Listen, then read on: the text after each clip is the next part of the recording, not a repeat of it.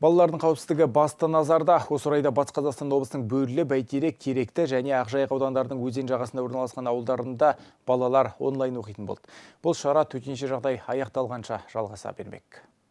Төтенше жағдай кезінде оқушылардың қауіпсіздігін қамтамасыз ету үшін осындай шешім қабылданды. Орал қаласындағы орта мектептер мен кәсіптік білім беру ұйымдарда қашықтан оқытады. Облыс орталығындағы 50 мектепте 61 мың оқушы білім алады. Оқу процесі Білімленд KZ және Дарын онлайн платформаларында ұйымдастырылады. Балалардың қауіпсіздігін ескере отырып, 15 сәуірден бастап қала бойынша барлық мектептер онлайн форматқа көшірілді.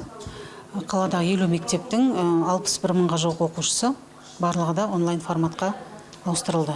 Қазіргі уақытта эвакуациялық пункттердегі оқушыларды қажетті құрылғылармен қамтамасыз ету үшін жұмыстар жүргізілген. Сондай-ақ үйдегі балалардың да қажетті құралдары бар жоғын анықтау жұмыстары қолға алыныпты. Егер жоқ болса, олар қамтамасыз етіледі. Мәселен, бұл колледждегі эвакуациялық пунктте 345 отбасы тұрып жатса, олардың 134-і мектеп оқушысы. Енді сабақ барысы жалпы 45 минут жалғасады. Соның 20 минуты мұғалімдермен қарым-қатынаста болады.